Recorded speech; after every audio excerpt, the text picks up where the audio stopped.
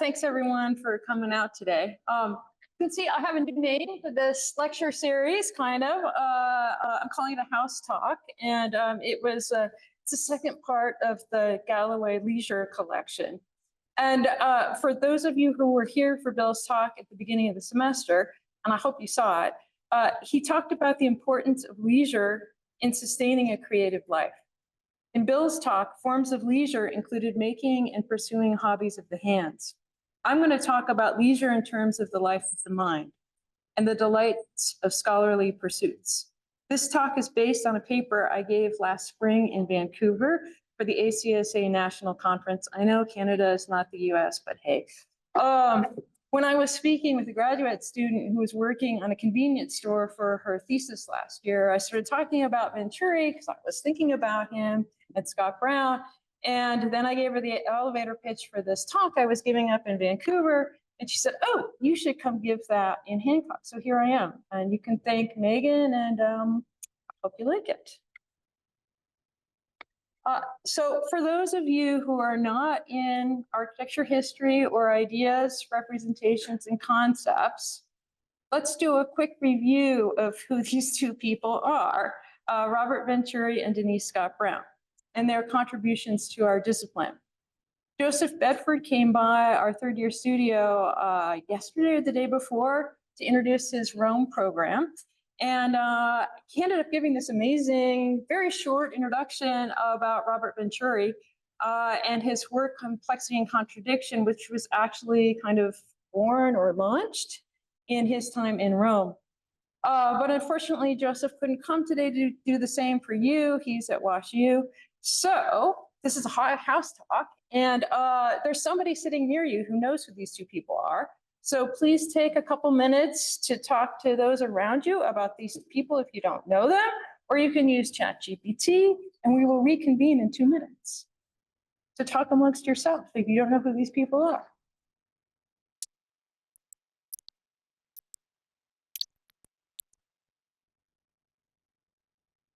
Okay, 2 minutes. All right, let's go.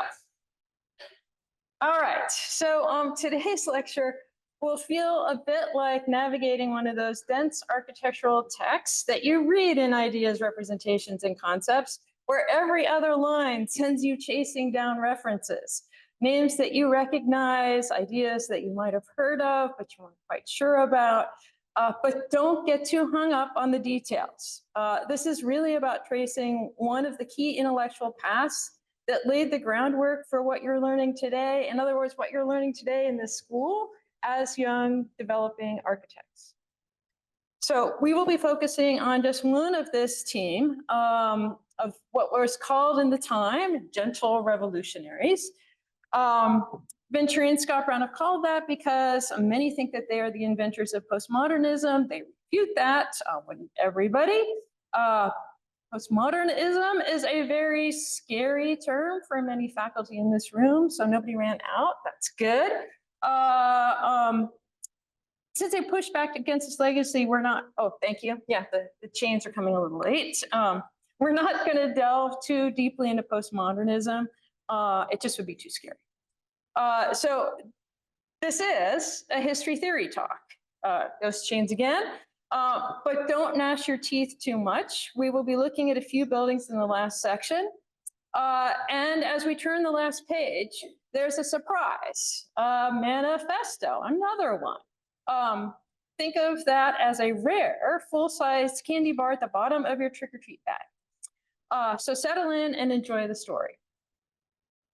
Late in 2019, I set out to retrace the footsteps of the radicals and the flower children of the 1960s and 70s to hear what they had to say about a possible future, which is our now, that might have been had they not cut their hair, took jobs, had children, got mortgages, etc. These questions come from a similar position as our lecturer last week, Lucy McGrath. She's interested in what comes next, and I'm interested about why that didn't happen, why visions of the generations before us didn't happen in the way that they had hoped and dreamed. Rereading Learning from Las Vegas by Venturi, Scott Brown, and Isenor, I discovered, and somehow I had missed it totally when I first read it in school, on the last page. See if I can make this go. Go. Uh, of the abridged version, which was the second version that came out, after all the images and before the endnotes, hidden behind a reference to cliche and Warhol's soup can, a quote from Richard Poirier on the decreative impulse. I'm going to read a portion of this last page for you. Pop artists have shown the value of the old cliche used in a new context to achieve a new meaning. The soup can in the art gallery to make the common uncommon. And in literature, Eliot and Joyce display, according to Poirier, an extraordinary, and I'm quoting Poirier now, an extraordinary vulnerability to the idioms, rhythms, artifacts associated with certain urban environments or situations. The multitudinous styles of Ulysses, yeah, that is kind of my favorite book, are so dominated by them that there are only intermittent sounds of Joyce in the novel, and no extended passage certifiably is his, as distinguished from a mimic style. Poirier refers to this as the decreative impulse. Decorative impulse, as my spell check sought to correct, as would any credible AI familiar with Venturian Scott Brown. No, decreative. Although I knew learning from Las Vegas was a collaborative effort, I was really curious about the provenance of the reference to Poirier. This paper maps out the quote's journey through history, beginning with the last pages of an early manuscript, unfolding during architecture school, and navigating through new criticism. So twin spoiler alerts. Spoiler alert number one, there's an unexpected discovery in a study sparked by 60s disruptors, hippies and stuff, via a book on the Las Vegas Strip, that we're not going to find more neon and spectacle in the desert, but the Pope. But that's getting ahead of ourselves. And spoiler alert number two, in turning the last page on learning from Las Vegas, we're going to shift from historical inquiry to theoretical projection. And I will propose that we read the last page as a radical call to the profession and its practices as we know it. That's the key. All right, so we will look at the investigation in terms of 3 lines of inquiry, and the first one is handwriting. I was able to find a low resolution image of a page from one of the manuscript drafts using Google image search. And in search of a higher resolution image, I reached out to some of our alumni that were pursuing graduate studies at the University of Pennsylvania so they could go visit the archive for me, because that's where the Robert Venturian Denise Scott Brown archive is. Also reached out to the archivist, and several weeks went by. Heather Isbell Schumacher, one of the archivists, actually did get back to me and was able to locate the 2 last pages of the manuscript. And with high resolution images in hand, then I used Google Image and Google Scholar to see if I could find other handwriting samples. Was this in Venturi's hand or Denise Scott Brown's? Google Scholar led me to an article by Rosa Sessa, a researcher and assistant professor in architectural, urban, and landscape history at the University of Naples, Federico II. Here are the images. Here are the images of the final 2 pages of an early typewritten manuscript of Scott Brown and Venturi's original essay. They wrote that one without Isanor. Significance for A&P parking lots, or learning from Las Vegas. That was published in 1968. Quotes from Poirier's 1967 New Republic, that's a magazine, review of Alan Tate's anthology on T.S. Eliot are carefully handwritten into the draft. This raised several big questions for me. First, I was still a bit perplexed. I thought this was a manifesto, and I didn't know manifesto had quotes. As we will see later in this talk, there are actually 8 quotes, but 3 of them are from this book review from Poirier. Second, and I'm going to need my esteemed colleagues to help me who have doctorates, isn't it quite odd to quote a book review? Yeah, Kristen is laughing. Okay, yeah. And third, of course, was whose writing is this? And since we need to finish by 3, let's stick to our investigation and just look at the handwriting. So in the pages of one of Rose's articles, I stumbled upon a sheet of notes and sketches by Venturi when he was a student at Princeton in a class taught by Jean Labatut at Princeton. Not being a handwriting expert, I decided to reach out to James, Venturi and Scott Brown's son, hoping he could confirm it, but he was busy making a movie and didn't get back to me. But it sure looked like a convincing match, so that's what we're assuming, Venturi. Since the handwriting investigation led me to Princeton, let's turn to chapter 2, his known associates. This is a young Venturi at the library. On the right, capturing a moment with his camera, is Jean Labatut, Venturi's influential professor at Princeton. His Labatut's approach to teaching in architecture likely was part of the affinity that Venturi had with this phrase, decreative. And to the left is Philip J. Finkelpearl, Venturi's roommate, whom we'll be examining after we look at Labatut's impact. And Labatut is our first link to theological discourse, as Otero Palos lays out in his chapter on Eucharistic architecture in a book that is quite interesting. I highly encourage you to read it if you're at all interested in things about this lecture afterwards. It's called Architecture's Historical Turn, Phenomenology, and the Rise of the Postmodern. In the formative years of the graduate program of architecture at Princeton, he struck up a lifetime friendship with this guy, Jacques Maritain. Maritain was a French philosopher who wrote on Thomas Aquinas and was at Princeton as a professor of philosophy. As Otero Palos writes, Labatut met him in a search across the university to position Princeton's architecture program as part of the arts. And that was a very different approach than many other architecture schools at the time in the country. They were all firmly ensconced in engineering programs. And they talked a lot, and you can see this from Martian's writings, and in fact, also you can see some references to Martian in Labatut's work. But Maritain described the poetic content of art and architecture as, quote, a little shock that stills the mind and clears it to receive the intuition of being. Poetry in this sense is clearly not the privilege of poets. One could find poetry everywhere, in a pasteboard model, the booths of a fair, and even in signboards. Anyway, his portfolio of works from the roadside Catholic church to the World's Fair brings together practices of commercial signage. Basically, the roadside church has got a clear facade that you can see in the middle photo. And there's paintings on the inside that you can see when you're driving by that has the story of Christ and whatnot. It's a giant Catholic billboard.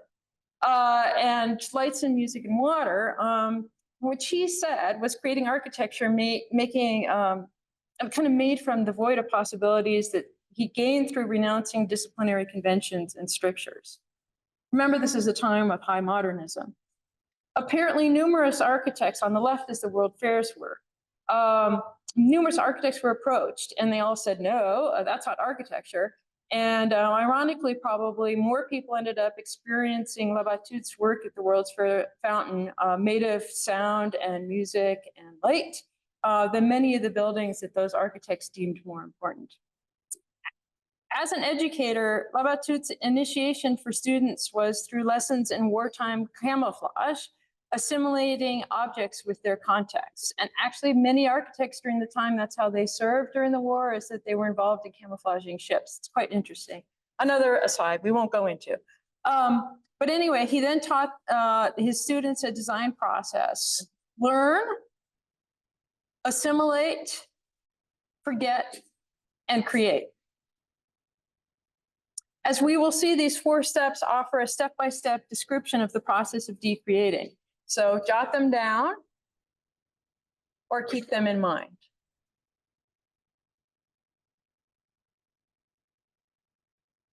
All right, I think we're all present now. Good. Okay, so Venturi, pictured on the right, and his Princeton roommate, Philip Finkelpearl, shared a lifelong friendship, actually quite similar to that of Labatut and Maritain. Both relationships were rooted in mutual respect and a shared pursuit of ideas that transcended their individual disciplines. Finkelpearl, an English major and future professor of English, was in a department where new criticism, aka close reading, was a core part of the pedagogy at the time. In this slide, we see a couple of key figures in the intellectual lineage of decreation that we will return to in a moment. We've arrived at the segment I hinted at in the lecture teaser, a dive into an entire intellectual movement. While I went deep into new criticism, we'll skim the surface here, focusing only on the parts that are crucial to our investigation. In the same year that Complexity and Contradiction, which was Venturi's first book, was published in 1965, Douglas Day constructed a history of new criticism. Under the influence of Joel Elias Spingern and Irving Babbitt, new criticism was founded on, quote, the necessity for a clearing away of irrelevant, non-literary techniques to allow a return to a proper concern for the poem as an object. I want to stop here for a second and give you time to reflect on that quote and think about it in terms of architecture.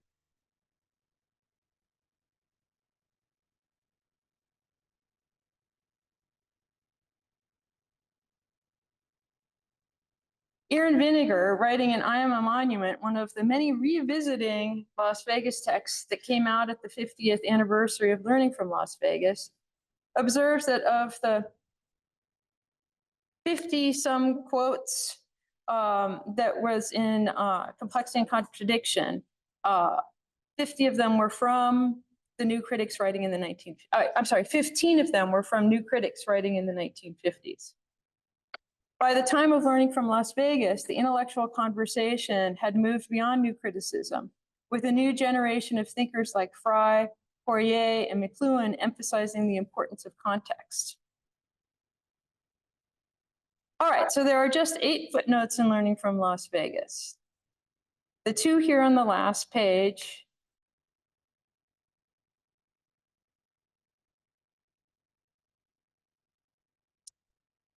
and 1 of the first page are from Poirier. And this is a book review of Alan Tate's book on T.S. Eliot. And they're particularly from a chapter called A Babylonish Dialect by Frank Kermode. And this is where the decreative impulse gets passed to Poirier. Kermode, and hold on, quotes Blackmore, who is quoting Wallace Stevens. And Wallace Stevens is our second link back to a theological discourse, as he borrows the term from another French theologic thinker who started it. Okay, so Decreation for the New Critics was a close reading of the unmediated raw world, stripped of its cliches and conventions, nuclei disgorged. In Wallace Stevens' appropriation of the term decreation, the new world, post-decreation, in that world, poets would become the gods and would write, as I quote Stevens, the supreme fictions in which men could propose to themselves that they were the final fulfillment. On the right is the hand-me-down game, then starting at the bottom, Poirier, that was where Venturi got decreative impulse, then Kermode, Blackmore, and Stevens. Okay, so let's take another moment to think about this in terms of architecture. So this kind of art is a new kind of creation, harsh, medicinal, remaking reality in rivalry with our own wishes, denying us the consolations of predictable form, but showing us the forces of our world, which we may have to control by other means. And that's a quote from Kermode in Babylonish. Wallace Stevens was the first to appropriate the concept of decreation into new criticism. And the original source is our surprise character here, Simone Weil. Weil was born into an influential and affluent Jewish family in Paris in 1909. She was a lifelong, or in her case, unfortunately, life short activist. So, for example, she aligned her food intake with war prisoner rations. She joined rebels and apparently was a horrible shot because she couldn't see anything, but she did try to shoot. And she renounced her social status and did factory and farm work. So here then is our kind of murder board of this lecture. Simone Weil's decreation is a means to return to a state preceding creation. And this was described by Janek P. Goudreau as the void of possibilities. She differentiated between destruction and decreation. The former, destruction, which of course she experienced in the wars, was marking a path to nothingness and nihilism, and that's not what this is about. The latter was revealing a void of possibilities. Think about everything starting again fresh. And it was a challenge, not a scene of destruction. She converted to Catholicism at 29. That's what many think, although her sister disputes this. Her writings were collected posthumously because she died at 34, probably from untended health conditions exacerbated by her self-limited food intake, into a book called Gravity and Grace. For a while, humanity's existence required God's withdrawal from the world. Otherwise, everything would essentially be God. Gravity represents the force pulling us away from God, the life force compelling our existence, which includes inner lives, dreams, memories, and hopes for the future. Most significantly includes the imagination, which, and I'm quoting, perpetually tends to stop up the cracks through which grace flows. So for a while, in order to become one with God, one had to decreate one's self, renouncing all of that. This totally unexpected line from new criticism to the writings of a young aesthetic French activist philosopher adds complexity and contradiction to our story. Weil stands in stark opposition to the architectural Epicureans, Venturi and Scott Brown, who celebrated less as a bore. Unlike resetting architecture outright, Venturi and Scott Brown's decreative impulse expanded the field in two phases. Venturi's complexity and contradiction was a little bang, renouncing modernist conventions, and their collaborative learning from Las Vegas, a big bang, incorporating commercial elements and launching an ever-expanding architectural universe. Scrutinizing graphics, light, and ordinary buildings, Scott Brown and Venturi evolutionarily integrate rather than revolutionarily erase diverse influences into architecture's ever-growing universe. If Complexity and Contradiction, written by Venturi when he was in Rome, was a Roman act of assimilation, learning from Las Vegas is like the Romans of the 24th century, the Borg, an Italy of the mind combined with Little Caesar's pizza. So in keeping with the theme of the conference that I originally presented this at, Disruptors on the Edge, let's now turn the last page of Las Vegas. And as you read this prompt, this call is clearly not new criticism. Like Fry, McLuhan, and Poirier, the object, in our case, architecture, is seen as enmeshed in culture. As it turns out, the disruptive pulses of decreation in Venturi and Scott Brown's work against modernism and for architecture in all of its expansiveness were never larger than the cracks that grace trickles in that Weil wrote about, and were quickly filled in by historicists, postmodernists, and the prevailing gravity of the architectural discipline. Venturi ushered in postmodernism, which he and Scott Brown vehemently deny invented. And we can see this by looking back to Complexity and Contradiction and works such as the Guild House, the Columbus, Indiana Firehouse, and his mother's house, to name a few. But what if we reconsidered the provocation on the last page of Learning from Las Vegas the idea of the decreative impulse by returning to its original source, Simone Weil, rather than through the ego-driven poets are gods, distorted version that we find in Wallace Stevens' interpretation. Since we're nearing kind of the end of our time today, first we'll have to skip over deconstructivism, the constellation of starchitects, where architects were architecture's incarnation of Stevens' poets as gods, with architecture as a supreme fiction. So let's be bold and try this out as the next ism in architecture. Weil's grace, oneness with God, gained by renouncing the self. Self was the path to Neo-Thomism and the Pope hidden on the last page of Learning from Las Vegas. That totally surprised me and probably you. What if we reframe the concept of decreation, not by putting poets and architects in the place of gods, as well as Stevens suggests, but by embracing Simone Weil's ideas of grace? In this version, ego is decentered, achieving a unity not with the divine, but maybe with terrestrial life, an environmental attunement. Decreationism challenges the inherent design impulse that shapes an architect's vision. By undoing the drive to create, it unlocks the potential for revelatory creative acts, freed from exploitive practices and environmental harm. This break from traditional norms offers significant implications for the profound transformations facing our profession, from advancements in AI to the growing pressures of climate change. Decreationist architecture could apply both to the practice and the buildings it produces, intentionally stripping away conventions and embracing restraint. This concept of generative abstinence captures the paradoxical creative power that emerges from deliberately stepping back from the act of designing. So, what form could this concept take?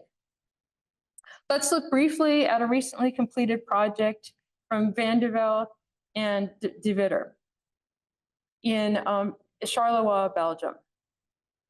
Charleroi, Belgium is located in a region known as Black Country, Pie Nord, and it has an industrial heritage rooted in glassmaking, metallurgy, and coal mining, actually quite similar to Pittsburgh. The city's growth, though, started in the Industrial Revolution, fueled by the widespread use of coke, a refined coal product. And it cemented Charleroi reputation as a powerhouse of heavy industry with coal and coke production at the heart of development. Today, Charleroi legacy is visible in its post-industrial landscape, marked by slag heaps like the one shown here, and it remains a strong influence on its cultural identity. De Winder and Vink's project began as addition to an existing expo building. So here's the existing building with the exhibition palace, the Beaux-Arts Palace, and a town square. This was the site that they were considering building in addition to. And here is the proposed addition. But new circumstances before they could start in the municipality significantly reduced the project scope. They determined, that the city did, that they didn't really have the need nor the money for the new building. And so the scope shifted to an adaptive reuse project. The scale of the existing building, it's giant, and the municipal budget required, required program of 300 parking spaces and a few very small meeting rooms led De Winder and Vink to approach of repositioning and disassembly. Here's a view of the original entry, which was not well connected to the town. And the landscape was resculpted and the curtain wall removed because that space was no longer needed. And they determined that to heat and cool it was counterproductive, and so that they could save money by just making that outside. The addition of an escalator, as Aaron Betsky quotes in his blog in architecture, is a really good example of a do-nothing approach by De Winder and Vink. And I'm going to go ahead and read that quote. I told my people, just follow the instructions on the website. Don't invent anything. And this is Jean De Winder talking. The manufacturers know exactly how to make it work with the least expenditure of time and materials, but some of our team kept trying to make it more complicated or to them more elegant. I think we should do only the minimal thing. And so this is basically out of the catalog for escalators. The elements of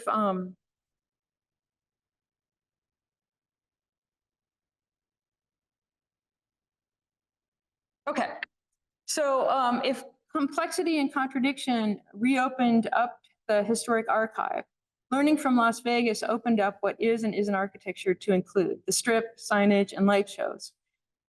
In the work of Vandervelde and Vick, decreationism includes making visible the regulations and fiscal conventions of contemporary development, as seen here by the doubling of the guardrails.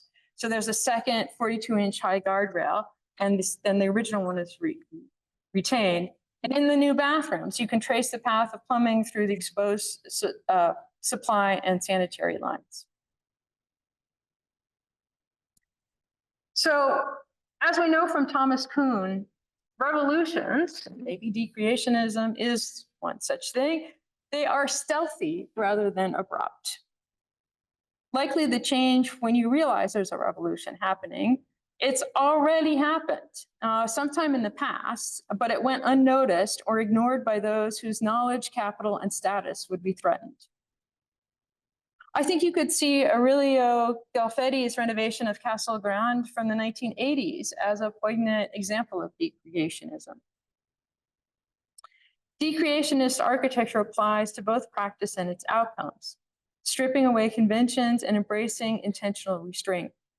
Generative absence nicely captures the paradoxical creative potential in acts of restraint or abstinence from the act of designing.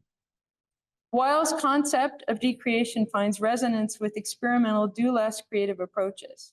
This shift represents a profound reattunement to the real world, offering a holistic approach of care, response, integration, and abstention during a time of radical resets. Venturi's famous statement, "Less is a bore," takes on a revolutionary dimension through Weil's perspective. Her less is more ethic of undoing radicalizes Venturi's gentle disruption of modernism, opening the door to new architectural possibilities. So what happens in Hancock stays in Hancock? I hope not. Thank you for allowing me to share my contribution to the Galloway Leisure Collection. There's a lot to unpack here, beginning with the legacy that each of you is a part of. On one side, we have in our community, many of us who view architecture as an object to be closely read and appreciated for its own form and structure. And on the other side, there are many of us who believe that architecture is inseparable from culture, society, and contemporary issues, a view shaped by the intellectual movement following the New Critics and embodied in McLuhan's idea that the media is the message. There's also a twist I didn't dive into, my own disappointment that this journey led to Venturi and not Scott Brown, and discovering along the way that there's another forgotten woman, Simone Weil, standing at the beginning of the story. And of course, there's the bigger question, where do we go next in architecture? So yeah, that's good. Even though we had the fire alarm, I've saved some time for us to discuss these ideas together. And even though I'm up here, I'd love this to be less of a Q&A and more of a conversation, a house talk, and hopefully the first of many. So what are your thoughts? And I think there's a microphone here, is that right? Can I have a, All right, can I have a volunteer to be my passer-arounder? Thank you.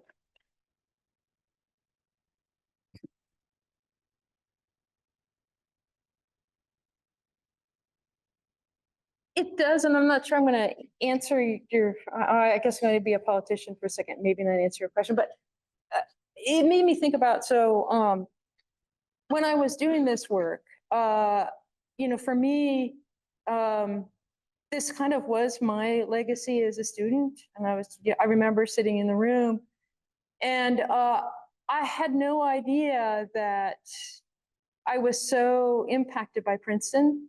And it was I didn't go to Princeton, I was at Rice, but my faculty had been students kind of at the same time as this. And so for me, I think really kind of understanding the legacy of the thought was really helpful to kind of see, and I think I probably always would have been Margarita, but the things that I was interested in, which is a really expansive understanding of architecture, I do think were impacted a lot about how I studied architecture. And for example, the first year at Rice, we had a Bauhaus education and we weren't allowed to say the word architecture. So that kind of made everything architecture in an interesting way. But I don't, I think for me, I have a lot of questions and a lot of curiosity, and I do want to know why things are the way they are, and they're not the way that most people, the generation before us, thought they should be. Like, what went wrong? And can we avoid making the same mistakes? That kind of is what started me out, because I just remembered that there were a lot of visions. I read Kevin Lynch as part of the study, and some of the essays he wrote were like spot on about like kind of things that happened. And so I was just curious, the intellectual foundations of the world that we inhabit now and how we think, because I think that it's really important to, in order to be able to question, to kind of go back to the foundations of assumptions that you're making and kind of know where those are coming from.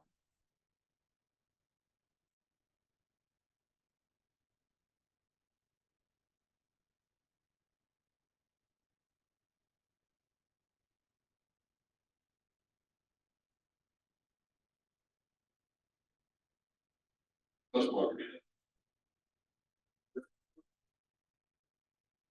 That's it.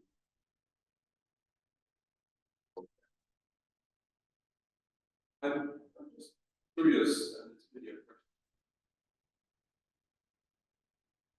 is I suspect many of you were born in under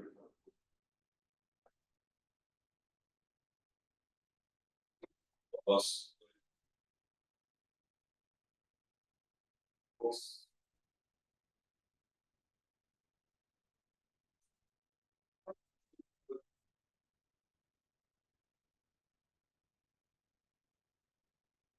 Wondering if this very question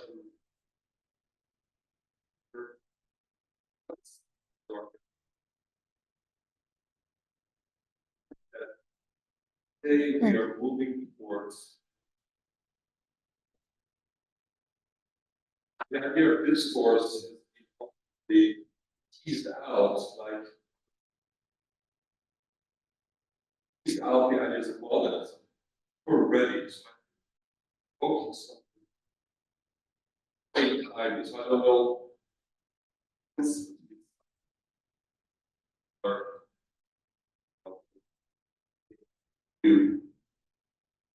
what is the next thing?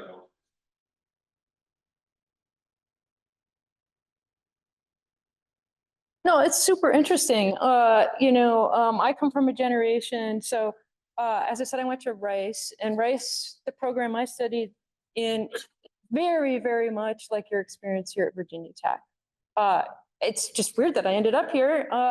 Rice is the smallest undergraduate BArch in the country, and I'm at the biggest one. But there was a similar kind of philosophy, but that changed abruptly after I left, and it became a theory school. I did not go to a theory school.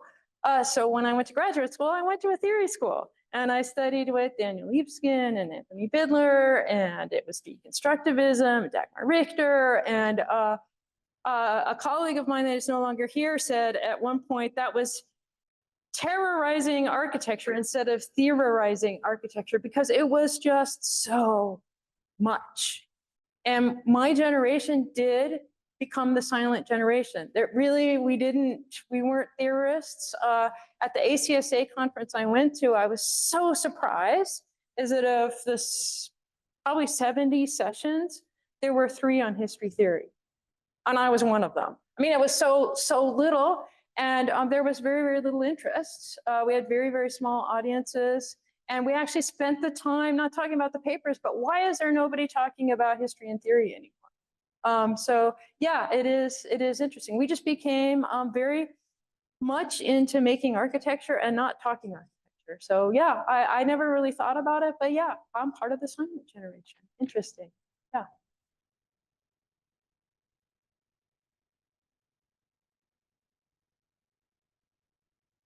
Oh,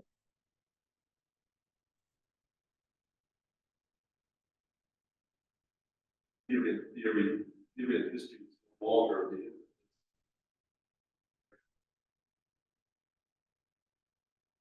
the accountability.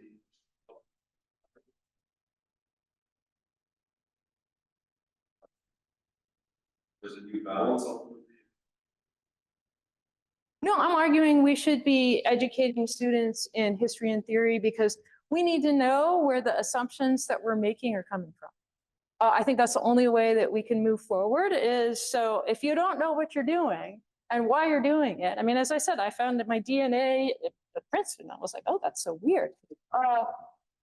And I never really thought of myself so impacted by learning from Las Vegas. I just took it in and, you know, it was just part of the things that I read as a student and stuff. But this investigation, I kept going, oh, wow. Oh, so this is so interesting. And I was really surprised that when I read that last page as a student, it didn't pick up because I had been, as you say, part of Margarita that you probably didn't know is that, you know, as a youngster, I was an addictive reader, and I was reading Pynchon and Ulysses and Eliot and all that kind of stuff, but it never really necessarily linked back to my architecture. And so this little inquiry kind of told me a lot about my foundations. And I think you need to know where your education is coming from, because we do in this school have a split between the people that are really thinking that, you know, we need to be looking at architecture just as an object, and others that think that it's part of discourse. I think that's super interesting, and it's great that we have a split. I mean, that we're so lucky that we're not a theory school, but we still think. And I think that, you know, that's really important to move the profession forward. So I am arguing that we don't become, that your generation cannot be silent. Yeah. Challenging, maybe. Yeah.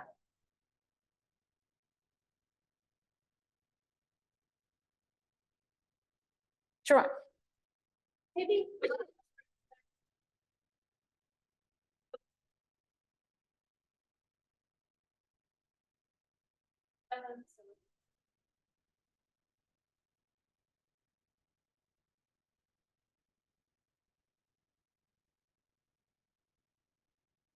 So if we go to the new critics, this thing called close reading, they were really looking at every single word, because this was, a lot of it was in literature, and unpacking the meaning of every single word, but only the words that were written.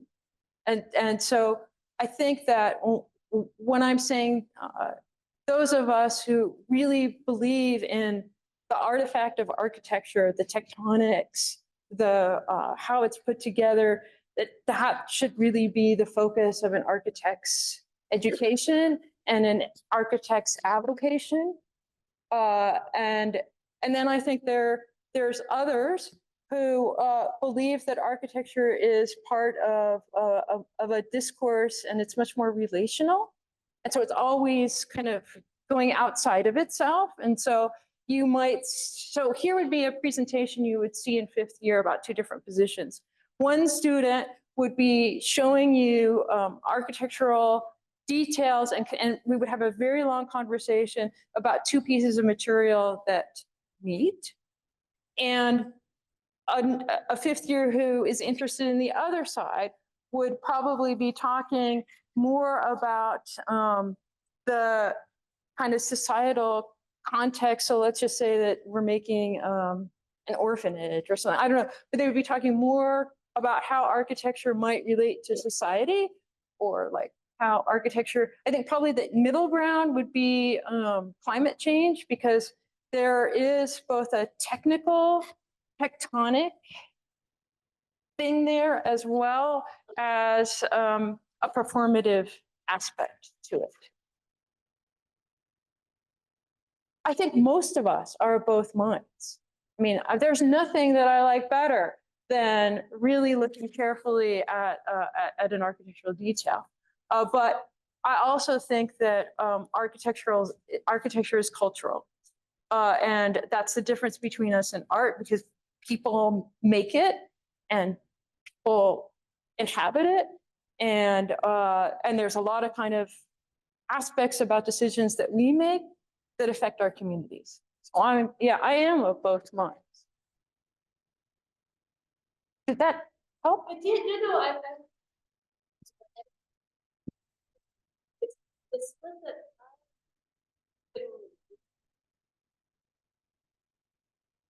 Is this.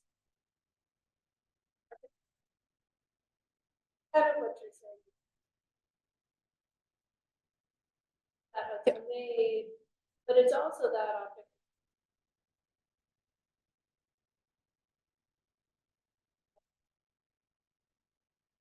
Chris, are really interested in that. Versus the architect. That for me would be. Size or challenge. But I guess where I'm your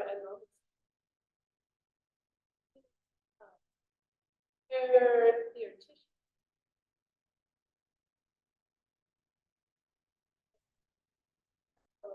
How much more interested in architecture?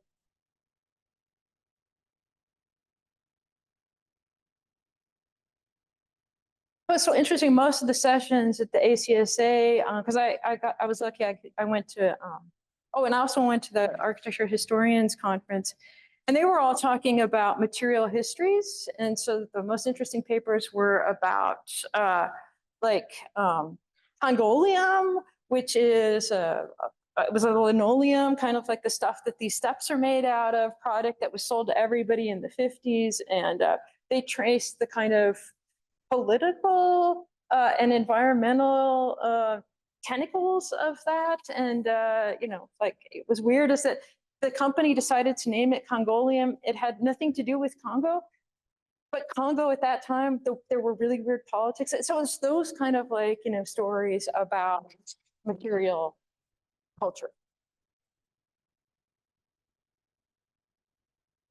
Yes. Hello, hello. I may be alone.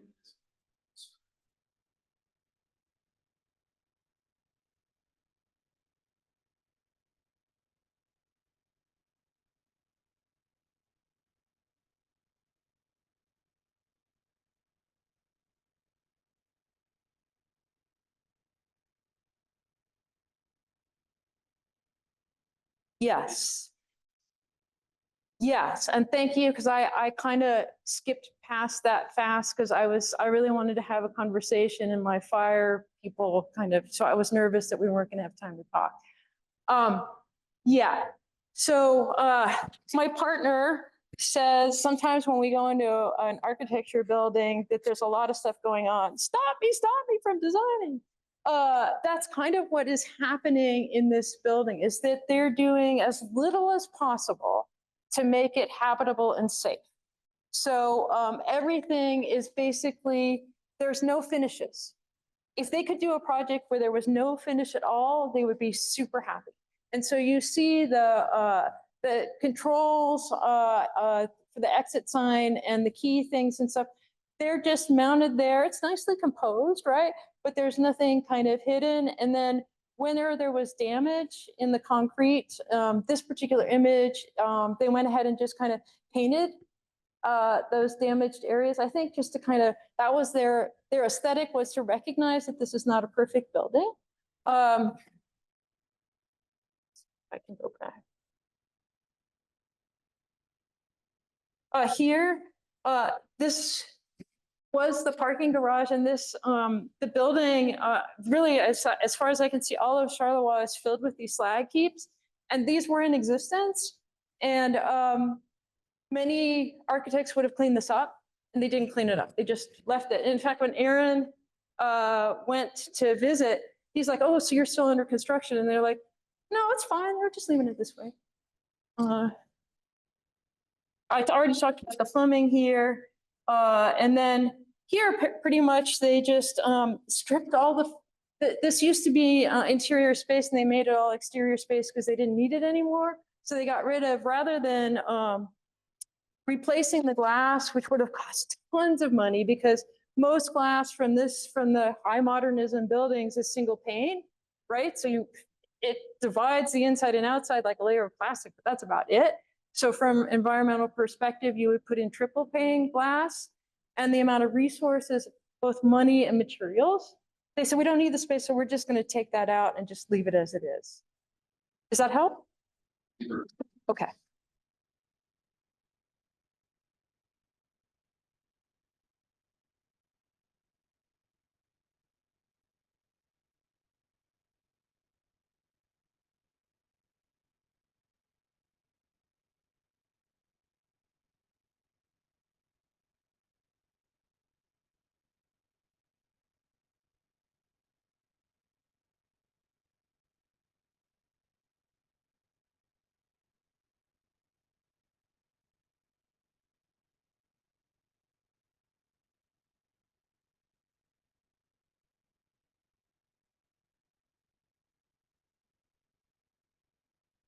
Yeah, and then, you know, I could have given a lot more examples. Edward Sola Morleris's Terrain Big, Rem Koolhaas, when he did ammo, which was basically when clients would come and ask them, his firm OMA to do buildings, he realized sometimes you don't need to do a building, so he reversed his initials, and so they're saying that it also kind of impacts the kind of practice that you might have as an architect, but yeah.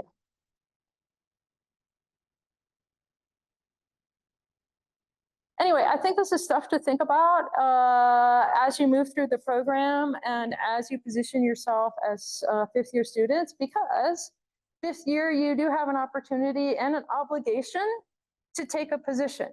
It doesn't have to be your lifetime position or anything like that, but I think it's really important to kind of take a stance about how you want to preserve, go through architecture. Don't try to do too much. You know, if you're really interested in how buildings come together, then you should really take a stand, and that's what you do. Don't spend a semester researching because you think that you have to be non-silent generation. Just go do it, make it, you know, but if you decide that, you know, you want to kind of start to be a not silent generation, it's a different decision. I still think you need to start making, but that's me, the thesis advisor. Seeing that everybody's starting in panic mode now because we're almost to December, and you always wonder how we're going to finish fifth year about this week. Don't worry, it always works out. I have some things to make. My last slide. So again, thank you to Bill to starting kind of this idea of leisure. Not all librarians will go out of their way and look for things in the archives. And so I really want to thank Heather for doing that. My new Italian friend answered like in 15 minutes. Oh, I know exactly what image you're looking for. This was for the notes from the Lab 2 lecture and stuff. And then a thank you to Erin for co-teaching with me last year on a reuse project and introducing me to these two architects. Yeah. Thanks. Enjoy Halloween.